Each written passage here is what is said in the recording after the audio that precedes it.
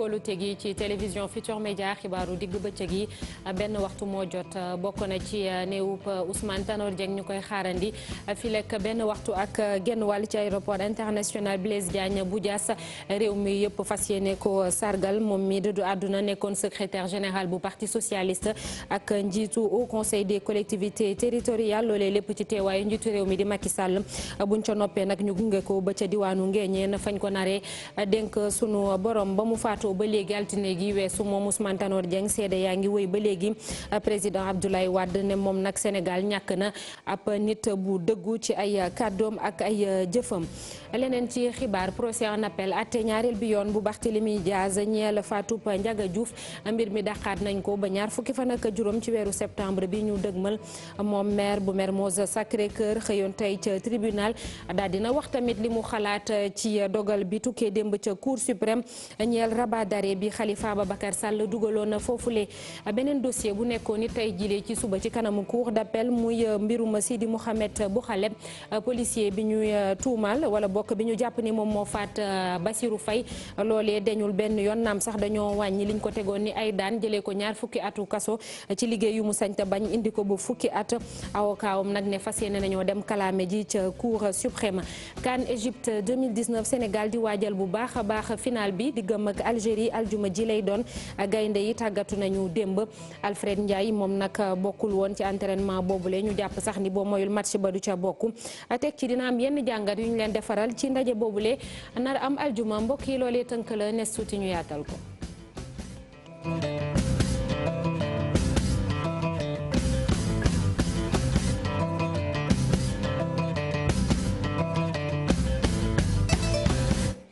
ginnaaw bañ leen nuyuwaatee ba noppi mbokk yi xibaar yi rek ñu dooree ko Ousmane Tanor Dieng secrétaire général bu parti socialiste mi faatu altine gi weesu néewam nag ci kanam tuuti dina egsi fee ci aéroport international Blaise Diagne bu Diass bu ñaari waxtu jotee ba teg fanweeri simili réew mi yëpp dinañ ko sargal mu di hommage national ci teewaayu président Macky Sall bu ñu noppee ca foofu sax la ñuy dem njëbbali ji ko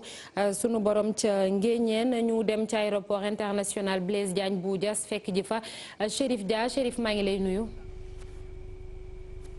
maa ngi lay fay soxna Naata Mbaye. waaw ni nga ko waxee fii léegi benn waxtoog genn wàll la néew bi di egsi foofu ci la avion bi di atterrir ndax njiitu réew mi egsi na ba noppi wala yeneen personnalité kàngam yi ñuy xaar foofee ci aéroport international Blaise Diagne bu Diass ak cérémonie bi ñuy waajal muy hommage national bi.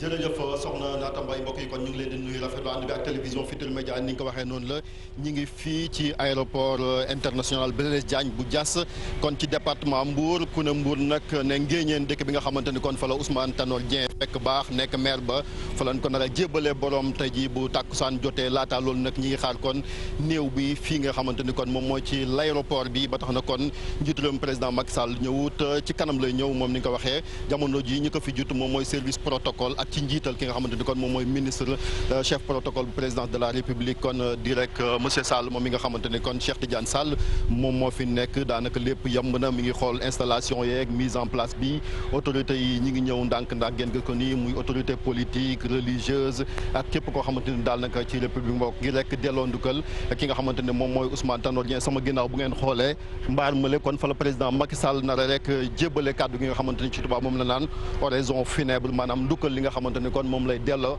kii di Ousmane Tanor Dieng comme ni nga ko waxee soxna Naata Mbaye nekk président au conseil des collectivités territoriales nekk également maire bu Ngéñeen waaye tey it secrétaire général bu parti socialiste dina am nag benn hommage boo xamante ni kon dinañ ko rendre di ndukkal loolu militaire yi ñi ngi commencé ñëw jamono ji bataillon du train ji may wax ak yow kon ña ngay wàcc ne ak seeni bus fii nga xamante ni kon moom mooy ci pavillon présidentiel bu aéroport bu Diass sama naataango Ibrahima Kane maag moom ñoo fi nekk ndoo xam naa rek day ñëw ci li nga xamante ni kon moom mooy programme bi Ibou Kane li nga xamante ni kon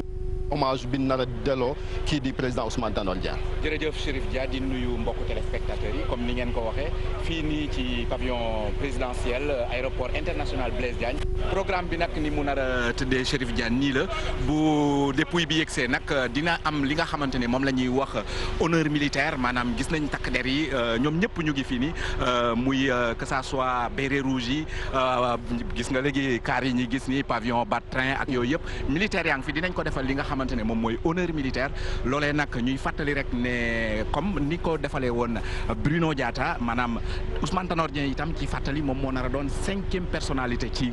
Sénégal fii nii boo xamante ne day recevoir hommage à la nation ginnaaw bi mu bàyyee àdduna bi mu génnee àdduna kon nag ci kanam bu yëgsee njiitu réew mi ci boppam Macky Sall bu ñu defee honneur militaire yi ba noppi dina yëkkati ay kàddu nag maanaam def li nga xamante ne nii moom mooy hommage à la nation sénégalaise ñu rendre ko kii di Ousmane Tanor Dieng nga xam ne moo fi bàyyeekoo altine buñ ci noppee itam dinañ ko tappal li nga xamante ne moom mooy croix bi mandarga maanaam croix ordre du lion. grade la boo xamante ne nii lu am solo la maanaam te. mooy raay gi gën a kawe raay gi gën a kawe maanaam ci réew mi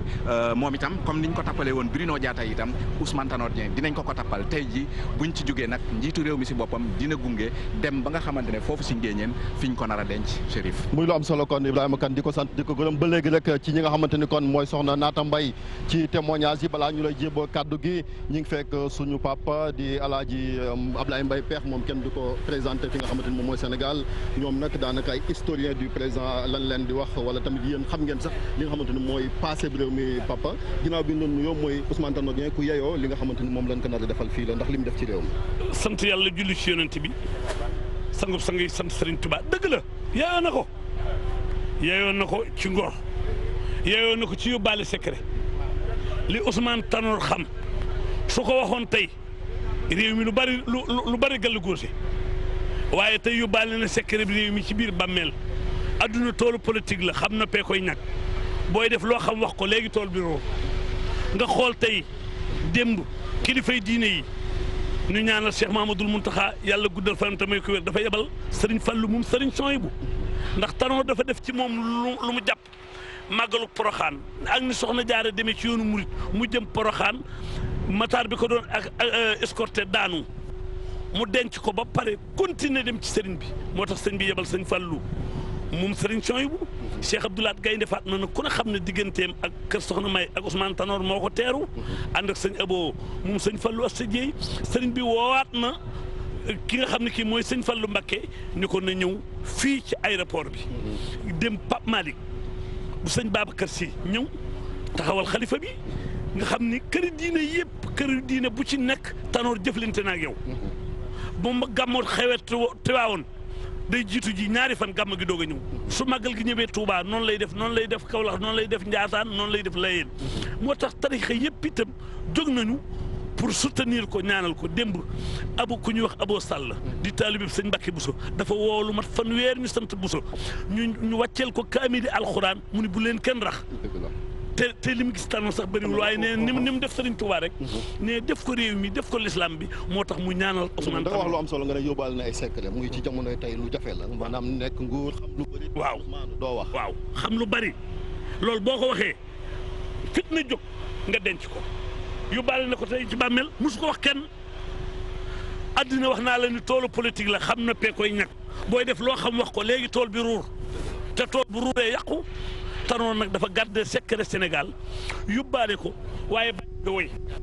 kenn du ko fàtte bàmmeel mën naa lekk suux mën naa lekk yàq waaye fi lay bàyyi tur fi lay bàyyi jëf fi lay bàyyi nettali yàlla nay bu rafet. jërëjëf ci kanam di nga ñëwaat sax incha allah bu ñu paree rek ci journal bi sëñ Alioune Tine aussi mi ngi fi moom mi nga xamante ni kon kenn xam kon du ko présenté rek ci li nga xamante ni kon moom mooy société civile bu Sénégal nekk sax seen doyen ndax jiite woon na fi RADDHO bokkoon ci assises nationales yi M23 ku ne Ousmane Tanor Dieng wax ñaari kuréel yooyu.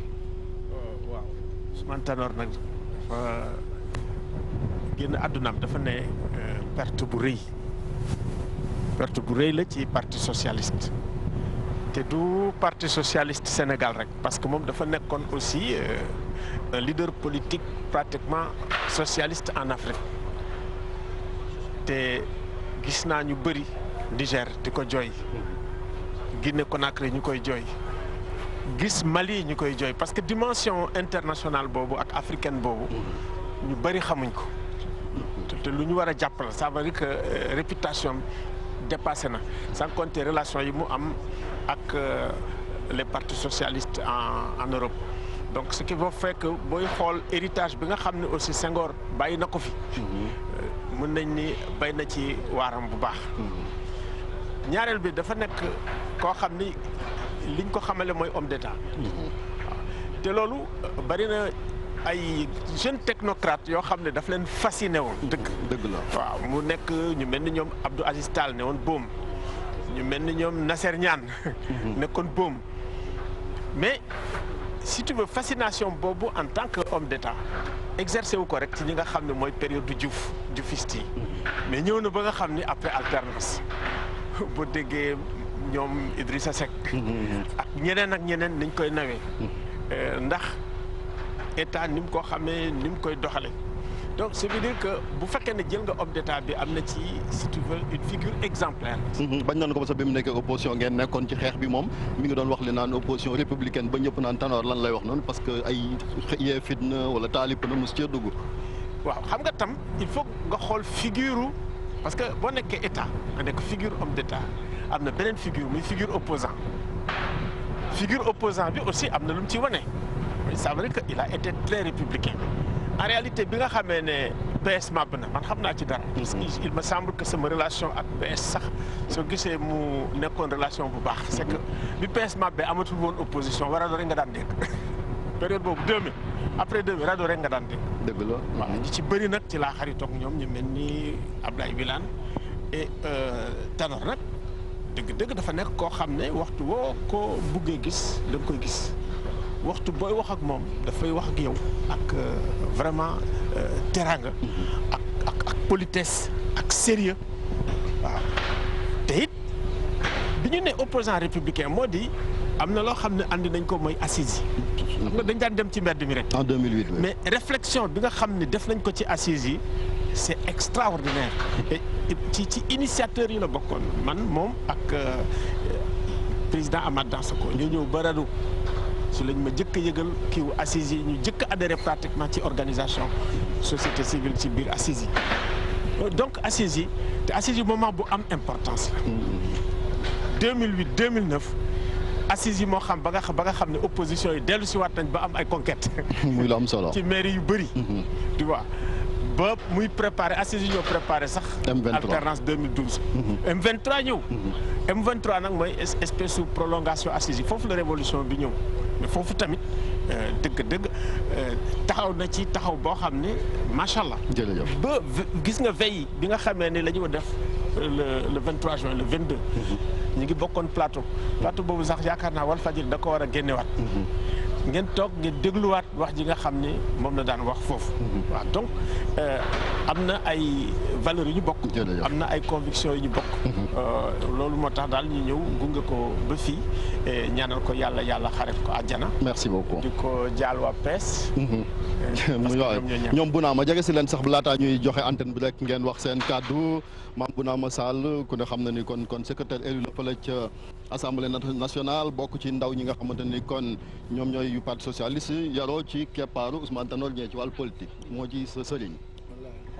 donc comme ni nga ko waxee Ousmane Tanor Dieng moom suma digganteeg moom biir na àdduna bépp ndax su fekkee am na wasila ci politique moom la ci moom man xaw ma ci parti socialiste la bokk jiite ndaw yi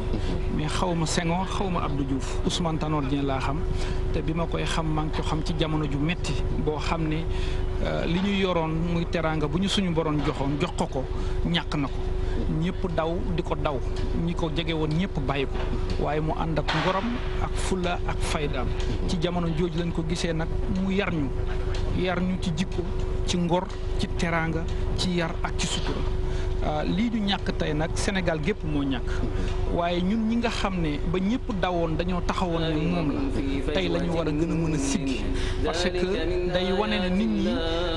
seede yi ñu wax jox nañu dëgg tey ndax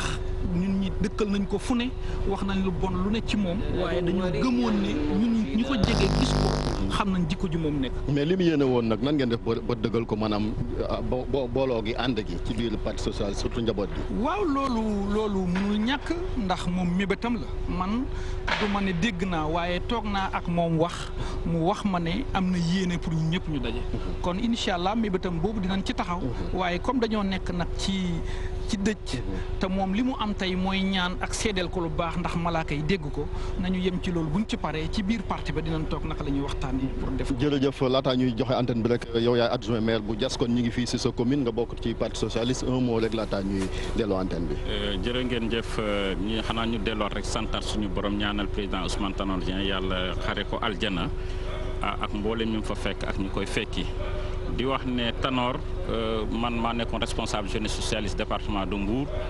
ba tey ji ma nekk premier adjoint maire u Diass yàlla def Ousmane Tanor Dieng génni àdduna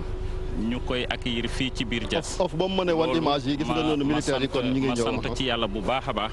nga xam ne tey waa Diass yëpp dañoo taxaw tey mobiliser wu pour que suñu responsable suñu kilifa suñu référence ñu man ko accueillir fi ñaanal ko yàlla gunge ko ba ngéeñeen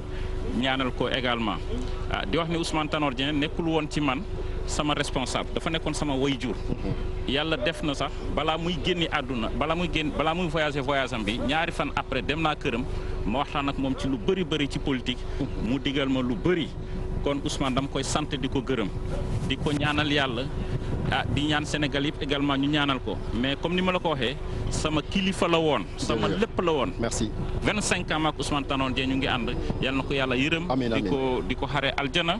waa Diass yëpp ñu ngi koy jaal population Sénégal yëpp. di ñaanal ñëpp jàmm allahumma salli ala sayyidina Muhammad wa sallim. amiin jërëjëf ñu koy sant kon di ko gërëm xam naa Pape Mao ak Tidiane dañuy ñëwaat incha allah dañuy rek dem Dakar rendre antenne bi bu paree journal naata incha allah ngeen ñëwaat ñu continuer li nga xamante ni kon moom mooy spécial bi ñu jagleel le président Ousmane Tanor Dieng fii ci aéroport international Blaise Diagne bu Diass ni ma ko waxee nag muy lu symbolique parce que rek moom ci département bi la fekk baax muy département bu Mbour nekkoon maire fa li nga xamante ni kon moom mooy ca Ngéeñeen ak lam fa def lépp kon naata dañ lay delloo antenne rek président de la république ñu ngi koy xaar mise en place bi daanaka pare na protocole bi lépp pare na gis ngeen ko noonu armée ku ne xam ne ni Sénégal moom armée de l'air la am armée de terre marine ak tamit gendarmerie sax doon ci dokk kon muy ñeenti corps yoo xamante ni kon ñoom ñooy rendre hommage ki nga xamante ni moom mooy le président Ousmane Tanor Dieng ñi ngi ni di maaj ñoom militaires yi ngi rek dem fa la nga xamante ni moom mooy ca tarmac ba bu ñëwee nag avion de commandement bi di Pointe Sarène fii lay taxaw président de la république moom mooy daal di rek recevoir dépouille bi ñu teg ko fii delloo ko ndukkal ñaanal ko laataa ñuy gont dem fa la nga xamante ni moom mooy ca Diass dem fa la nga xamante ni moom mooy ca Mbodiène Njéeneen ngir rek daal di koy delloo ndukkal soxna naata bu amatul laaj mu bàyyi la nga wéyal sa journal bu ngeen paree incha allah ngeen dellusiwaat di leen ci ànd ak doyen Abdou Aziz Mbaye Ibrahima Kane ak dispositif spécial bi nga xamante ni kon télévision Futur Média déployé na ko fii ci aéroport international Blaise Diagne bu Diass. incha allah Chérif Dia sant ko gërëm ko moom ak Ibou Kane dégg ngeen ko ak équipe yëpp bi télévision Futur Média yabal foofee ci aéroport international Blaise Diagne bu Diass lépp lu fa am kon du leen rëcc dinañ ci ànd ak yéen fileeg benn waxtu kon la avion bi fas yéene atterrir indi néew bu Ousmane Tanor Dieng buñ ca noppee ci biir département bu Mbour la ñuy desandi ba léegi dem ca Ngéeñeen fiñ ko nar a jébbal sunu borom Abdourahmane Diallo mu nga fa Abdourahmane maa ngi lay nuyu. Abdourahmane. kër Ousmane Tanor Dieng gis ngeen sama ginnaaw askan wi commencé nañu ñëw ñenn ñi ñu ngi boor bee fee di jàng alxuraan ñeneen ñi di waxtaan donc ñu ngi fii ci biir kër gi ñi nga xam ne nag ñoom ñooy wàllum organisation bi ñoom it jël nañu bépp matuwaay ba nga xam ni mën nañu dalal néew bi ak jàmm. yaakaar naa depuis démb en collaboration avec le gouverneur du palais jël nañ toutes les dispositions techniques en tout cas en matière de sécurité pour jéem a dalal gan yi ci ni mu gënee chapiteau bii ngeen di gis fii à l'intérieur fi la ñuy dalal le gouvernement ci biti ñu dalal fii yeneen gan yi le conseil municipal les chefs de village ak population yi réeréwu leen mbir ne 3h 14h30 ci la war a agsi Diass su ñëwee am na cérémonie bi fa war a am su fa jógee dañuy ñëw ci grande mosquée bi directement fa lañ koy jullee suñ jógee ci grande mosquée bi ñu ñëw denc ko fii ci mausolée bi ci biir kër gi ci wetu papam kii moo doonoon kenn ci ñi nga xam ni jël nañu ay matuwaay ngir organisation bi demee ci ni mu waree fi mu ne nii nag ñu ngi xaarandi li nga xam ni moom mooy délégation bi nga xam ni moom moo war a indi corps bi fii ci Ngéeñeen. jërëjëf Abdourahmane Diallo du yàgg dara nekkoon en direct foofee ca Ngéeñeen ñu dellu siwaat fii ci Ndakaaru maison du parti socialiste Léopold Sédar Senghor bi nekk fii ci Colobane foofee tey tamit xëy nañu bàyyi fa ay woto ñoo xamante ni ñoom ñooy jël kon militant yi yebal leen fee ca Diass buñ ca noppee ca Ngéeñeen Maymuna Ndiaye mi ngi ci ligne bi Maymuna maa ngi lay nuyu. maa ngi lay fay soxna Naata. waaw militants yi ndax dem nañu jóge nañu foofu départ wutali ji jasam déet. waaw comme niñ ko waxee militants yi takku woon nañu lool fii ci maison du parti ñoom nag léegi la ñu jotee ci bee dugg ci convoi yi ndax kat yu bëree bëri la ay militants ak jege ñaale kii di Ousmane Tanor Dieng ñu ci bëri nag dañoo ñëw nee nañu fii ci maison du parti nga xam ne fi dañ ko xamee ñu ci bëri rendre ko hommage bu ñu paree nag daal koy topp ba Ngéñeen foofu it ñu war def li leen warloog ñoom ñu bëri ci ñoom nag li ñu nemmeeku mooy lii leen booleeg Ousmane Tanor Dieng ay ati at la ñenn ñoo xam ne duñu sax ay doomu réewu Sénégal yoo xam ne ñëw nañu teewe ji tey bis bi rendre ko hommage ba ci këram bu mujj ndax kat nee nañu ñoom daf leen a yéemoon ndax kilifa la woon tamit di yàgg di rendre service lii di état lu ko xamoon la ñu bari ci ñoom nee nañ dañ doon jàngee ci moom amoon nañ sax ñoo xam ni ba ñu nekkee ay élèves la leen doon gunge di leen jàppale ci seen njàngu ba tey jii nag ñu nekk ay kilifa ci biir réew mi nee nañu dañuy dem rek Ngéñeen comme ñu bari niñ koy defee. sant ko gërëm ko moom tamit Maymouna Ndiaye ba léegi rek ci kaddu yi jib mu di ay seede ginnaaw faatub secrétaire général bu parti socialiste maître Abdoulaye Wade jiite woon fii réew mi moom tamit am na ay kaddu yu mu yëkkati nee na nag naqar ak tiis wu rëy la am ginnaaw bu mu yëgee génn àdduna Ousmane Tanor Dieng mu ne moom nag ab nit ku dëggu la woon ci ay jëf ak ci ay kaddoom mu cay dolli sax ni naam ñoom ñaar bokkuñu woon gis-gis ci langum politique bi ak Sénégal niñ ko war a yore waaye terewul li leen boole mooy ni ñu bëggee seenub réew muy Sénégal moom Abdoulaye Wade di ci teg ni mi ngi ñaanal Ousmane Tanor Dieng sunu borom daal di koy xaaree ci aljana yi gën a kawe keneen ngi it ku yëkkati ay kàddu muy général Mamadou Niang moom tamit nee na nag Ousmane Tanor Dieng ab patriote la woon maanaam ku bëgg réewam loolee la ko xamal moom mi nekkoon secrétaire général bu parti socialiste ba mu koy xam nee na moom général Mamadou Niang jamono jooju mi ngi nekkoon inspecteur général des forces armées Ousmane Tanor Dieng nekk ab nit bu sincère mu ne ñu déglu général Mamadou Niang ci micro Chérif Dia. Ousmane Tanor Dieng qui repose en paix. Nous prions pour... Président Ousmane Tanor Dieng dañ koy ñaanal fi mu jëm gënal ko fi mu jugee nekkoon na ab patriote. Homme d'état la woon ay qualité yu baax rek lañ ko xamee saa yoo xamante ne intérêt Sénégal moom moo jiitu woon moom Ousmane Tanor Dieng jub ak jubal la doon wone jox ñëpp cër nag teg ci sincère bu baax maanaam dëggu ci ay position am nekkoon na nit ku baax nit ku am yëg-yëg ci doomu aadama rawatina nag gëmoon bu baax valeur yi nga xam ne moom mooy tax ñuy wax nation bu Sénégal man nag liggéey naa ak moom lu bëri maa ngi fàttaliku sax bi ma nekkee inspecteur général des forces armées nga xam ne ci présidence de la République la doon dépendre ak yeneen domaine yoo xam ne mënuma ko wax fii li ma mën a xamle rek mooy homme d'état la woon te Sénégal ñu mel ni Tanor la ñu war a ñaan yàlla am naam am na fi sax ci classe politique bi li des rek moom mooy ñu inspiré wu bu baax a baax ci Ousmane Tanor Dieng. Clarté d'esprit et de sa vocation de toujours soutenir le Sénégal. mu doon ay kàddu général Mamadou Niang ci Ousmane Tanor Dieng lépp lu am fële ci cérémonie ba ñu koy amal fële ci aéroport international Blaise Diagne bu Diass dinañ ci ànd ci kanam tuuti bu 14h30 jotee ak suñu équipe yi ñu yebal foofule ci xibaar yi ba léegi procès en appel muy àtte ñaareel bi yoon bu Barthélémy Diaz mi ñi toppee faatub Ndiaga Diouf dàqaat nañ ko ba ñaar fukki fan ak juróom ci weeru septembre moom maire mu Mermoz Sacré-Cœur nee na nag moom mooy victime ci mbir moomule naam ci atte bu njëkk ba dañ koo tegoon daan ñaari atu kaso ak juróom benn weer yoo xam ne da koy tëdd ca palais de justice bu mu xëyee moom Barthélémy Diaz yëkkati na ay kàddu tamit ci mbirum Khalifa Ababacar Sall démb cour suprême daf ko gàntal li mu doon sàkku maanaam ñu nuyu la juróomi atu kaso yi ñu ko tekk ni ay daan ci mbirum caisse d'avance ville bu Dakar moom Barthélémy Diaz jàpp ni lépp rek complot politique la Maguette Souaré Diallo xëyoon na fa tey ak Younous Diatta. faatub Ndiaga Diouf dossier bi dal dinañ koy delloo dig daje ñaar fukki fan ak juróom ci weeru septembre bi ñuy dëgmal maire Mermoz Sacré-Cœur bi jàpp na ni moom victime la. man songuma kenn dañ maa song te dañ ma song suma biir mairie presque maintenant léegi mu ma 10 ans bu ñu àttee dossier boobu parce que lu ñëpp gis kooku ala kulli haal dama ci gisul luñ ciy àtte te lu am ba am mooy tey man mi dañ ma songoon ci biir mairie Mermoz Sacré-Cœur tey ma ñëw tribunal man nag la ñu woo ci baar bi daanaka ndaw yu ma songoon yëpp gisuñu fi kenn c'est parce que dossier bi dafa am leneen luñ ci namm dafa am leneen luñ ci wut wante comme ñun dañu doon ay jaam kon nag dañuy bàyyi lépp ci loxo yàlla. mu jege lool Khalifa Sall socialiste bi xamle na ni complot politique moo ci am ginnaaw recours bu mujj bu Khalifa Sall bi Cour suprême daal di bañ. yàlla nañu yàlla teg ñoom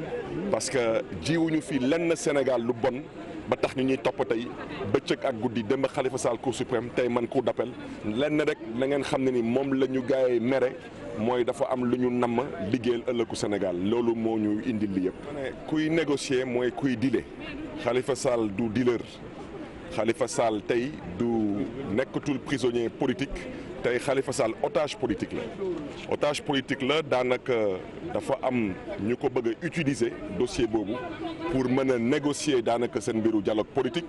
nekk fi tamit ak di bëgg a négocier yeneen ñu ngeen xam ne dañ ko bëgg a rax ci biir dialogue politique bi. Ndiaga Diouf ñàkkoon na bakkanam ci weeru décembre atum 2011 ginnaaw xeex yu métti yu amoon ca mairie bu Mermoz Sacré-Cœur. ci cour d'appel bu Ndakaaru ba léegi rek Sidi Mouhamed bu Xaleb moom li mu am foofee ci àttekat bi mooy ñu wàññi daan niñ ko tegoon 2 fukki atu kaso ci liggéey bu mu sañta bañ indi ko ba fukki at ci chambre criminelle bu cour d'appel boobule waaye avocat am nag ne ñoom dinañ dem ca cour suprême daal di kalaame moom Sidi Mouhamed bu Xaleb mooy takk der boobee ñu teg daan jàpp ni moom moo faat étudiant bi di Bassirou Faye ci atum 2014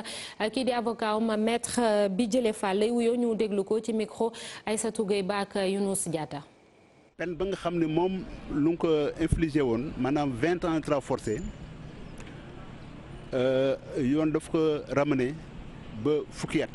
léegi au lieu léegi mu war a tëdd 20 ans 2 fukki at travaux forcés léegi fukki at la war a tëdd wante ñun ñi nga xam ne ñoo doon layol Sidi Mouhamed bu Galeb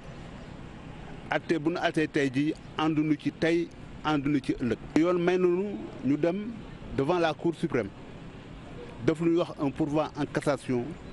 pour que atte bi ñu niinal ko ñu recommencé waat ko ci beneen cour d'appel parce que atte bi ba léegi nii amugul firnde yi nga xam ne daal dal na xel bu mun a maye ñu condamné Mohamed Bou Galeb même pour 1 mois de prison amugul preuve bu ko mun maye. nañu woy ci xibaar yi ba léegi ak professeur Iba Der Thiam mi nga xam ne jébbal na njiitu réew mi Macky Sall téere yi wu njëkk ñeel taarixu Sénégal te ñu koy bindaat mu di benn projet bu mag boo xam ne lañ ca nam rek mooy ñii di ay kàngam ñoo xam ne ñoom ñoo nekkoon fii ci réew mi ñu mën leen a xamale bu baax ak ndaw ñi ñu mën di ko tiitaroo ñu ne ak ci seenub dundin Aïssatou Paye ak Modou Diop. taarixu réewum Sénégal nag ñu nag xaatim ko ci 25 pàcc juróom yu njëkk yi nag professeur Iba Der Thiam jébbal ko ki nga xamante ne moo di njiitu réew mi mu nekk nag ab projet bu ngande nekk outil pédagogique bu am solo boo xamante ne nag fu mu toll ni mën nañ ci teg loxo. maa ngi lay jox juróomi téere yi nga xam ne day wax ci wàllu histoire générale bu Sénégal fi ñu jóge ba jamono ji loolu nag yéen ñi daal di génn ci imprimé polychrome bu nekk ci Dakar ñu daal di koy def ci wàllu forme édition de luxe.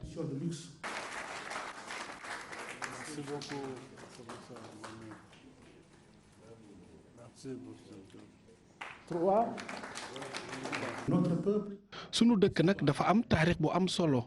bu mag a mag nekk taarix boo xam ne ni nga ko bind nag ci jamono ji ak li nga xam ne moo nekk sunu ëllëg mun ci sukkandiku bu baax a baax ci wàllu référence ak li nga xam ne moo nekk ay valeur lii nag mu nekk genre tontu ci ab projet boo xam ne dañ koo tegoon ci wàllu histoire générale bu Sénégal fi ñu jugee ba sunuy joonu yàlla tey loola waral nag ñu daal di teg bi la téere prix bi nag ñu ngi ko teg volume bu ne 10 000 jàpp 7 000 francs ñi nga xam ne ñoo nekk public bi waaye bu dee étudiants yi ak yeneen corps habillé yi ñoom nag 5 000 francs jàpp 3 500 francs dañ leen koy jaayee. bàyyiwuñu dara lu nekk nag ñu càmbaraat ko ngir rek tàggataat génération actuelle yi ak génération yi di ñëw. lii nag ay kàngam yu mag yu nekk ci université yi muy les professeurs les plus éminents ci wàllu histoire ci wàllu ethnographie ci wàllu xeetu xam-xam bu ne bu jëm ci mbiru démb ñoo taxawoon bëgg bindaat histoire générale bu Sénégal des origines à nos jours histoire boobu nag buñ ko xaymaa toll na ci 200 ak juróom fukki junni at moo loolu lu yaatoo yaatu la. léegi nag ñun ñoo ci des mooy ñu fexe ba moom ak moo xam-xam boobu ñu bind ci wàllu aada ak cosaan. téere yi nag dinañ ko traduire ci suñu ay kàllaama ngir rek ñëpp mën ci jot te bu boobaa itam téere yi nga xamante ne ndaw yi ñi ngi koy jëfandikoo di ko jàngee dinañu xoolaat li nga xamante ne moom lañ ci jotoon na bind. mën koy jàngal suñu doom maanaam ci école yi mais aussi ci réseau internet yi ci base de données yi lépp ñu xam ñun suñu histoire nan la demee ba laata colonisation di ñëw. colonisation ba mu ñëw lu yéex a yéex la ay 1800 et quelque donc booy dem nag ba ñetti téeméeri junni ak juróom fukki at ci ginnaaw nga xam ne am na lu fi nekkoon. Sénégal du benn làkk moo fi am donc war nañ ko def ci làkk yi fi nekk yëpp su ko defee ñu mën a profiter au maximum pour ñëpp mën a xam. ñaar fukk ak juróomi téere ngir rek wanewaat dëgg li nga xamante ne moo di histoire au Sénégal ab dictionnaire sax ci Sénégal ak benn encyclopédie dinañ ko jël jébbal ko itam li nga xamante ne moo di public bi. jërëjëf Aïssatou Paye Johnny Clegg nekk ab waykat sud-africain moom nag dëddu na àdduna démb moom ñu ràññee ko woon bu baax a baax artiste boobule ci xeex apartheid foofu ci Afrique du Sud muy xeetum boddi konté bi ñu fa nemmeeku woon Asimbonanga nekk benn way boo xam ne moo tax àdduna wërngal këpp ñu gën koo xam nataalu Johnny Clegg ñu ànd ceeg Mame Biram Diouf.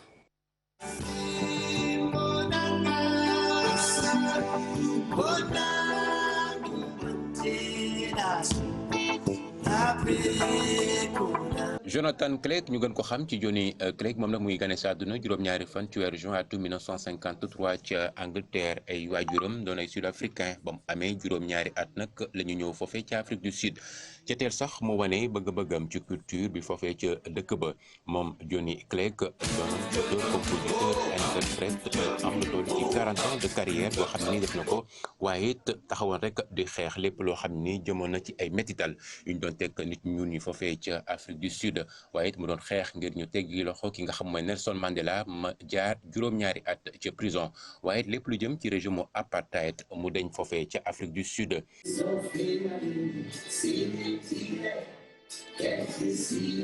musique am nag mandargal gi rek di pop ak lépp loo xam ni cosaanoo na ci Afrique du Sud rawatina di Zulu waaye bi nga xam ni gën nañ ko xam muy nag Asimbonanga mu jagleleen ko sax kii di Nelson Mandela. boo xoolee nag am na lu toll ci 5 millions ci disque yoo xam ne ni jot na ko jaay moom Johnny Clegg ba tey taxawaay gam amoon fa fay ci Afrique du Sud dañ ko doon faral di teg loxo di ko téye waaye it ay wayam ñu koy censuré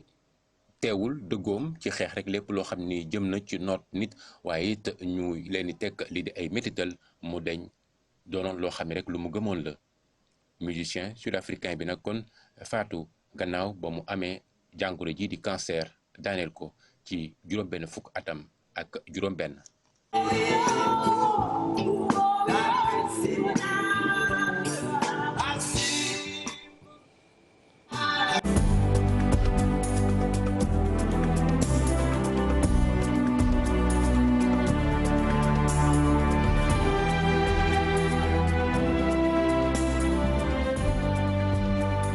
CAN football bayam fële ca Égypte Sénégal di waajal final bi diggam ak Algérie gannaaw suba aljuma lay doon dem nag gaynde yi demaat nañu ci pelouse yi daal di entraîné wu Alfred Ndiaye képp nag moom moo nekkul woon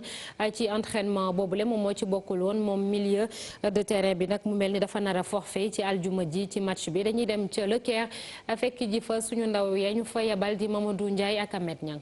gaynde yëpp daanaka ñoom ñëpp teew ci entraînement bi kenn ki ci manqué rek di Alfred Ndiaye moom mi nga xam ne dañ ko bàyyi ci hôtel ba ndaw Cheikhou Kouyaté yi gëm ne dañu war a gagné match bi ngir mbégtewu Sénégal. ba xam na ni bu baax a baax match final yi ñoo am donc final xam nañ ko bu baax a baax du pour jouer pour gagner la donc yaakaar naa ni tey soldats yi prêt nañ pour affronter équipe Algérie bi match bi passé woon yaakaar naa ne ñun fàtte nañ ko lu ñu ëppal solo tey mooy final bi ñu am sunu kanam et voilà bu soobee yàlla lépp lu si war incha allah dinañ ko si def. Sénégalais koo xoos mu fayu incha allah donc match bi ñu ñëw du pour ñun donc pour Sénégalais la donc Sénégalais di nga ko soxla donc yaakaar naa ni match bi lépp lu si war incha allah dinañ ko si def. donte ñoom ñëpp am nañu gëm-gëm googu waaye kenn ci ñoom fas yéene manqué match bi nga xamante ne mooy final bi muy Kalidou Koulibaly moom mi nga xamante ne nekkoon na ku ñu gën a ràññee lool depuis ba Coupe d'Afrique bi commencé ba léegi. waaw Koulibaly moom dinañu manqué parce que leader la gaynde la xeexkat la mais xam nañu carrément fii 23 jours lañu fi ñëwee woon donc am na ñoo xam ne ñu ngi fii en plus aussi wóolu na leen. Sénégal fas yéene jàkkaaroog Algérie mu nar a nekk ndam bu gaynde yi di wut ngir bindu taarixu footballu Sénégal. keneen ko am gaañu ci ndorteelu kan bi muy gardien de but bi di Alfred Gomis waaye terewul nag Sénégal bëri na ay gardien de but yu xarañ loole loolu mooy gis-gisu Cheikh Seck moom nekkoon ab gardien de but nekk it vice-président bu fédération sénégalaise de football te ñu dénk ko compétition internationale yi ñu déglu ko ba léegi ci micro Mamadou Ndiaye ak Ahmed Niang. mais yàlla def na bi Alfred gaañoo waaye bi Edouard gaañoo astafurlah bon moom déjà pare woon na man ñëpp a jaaxle woon mais bi mu duggee vraiment ba jàpp premier bal bi après ñëpp a rassuré. lu ma wax Sénégal dafa yàgg am tradition de grand gardien depuis tout le temps depuis même avant mes football Sénégal ay góol yu baax la ñu amoon mais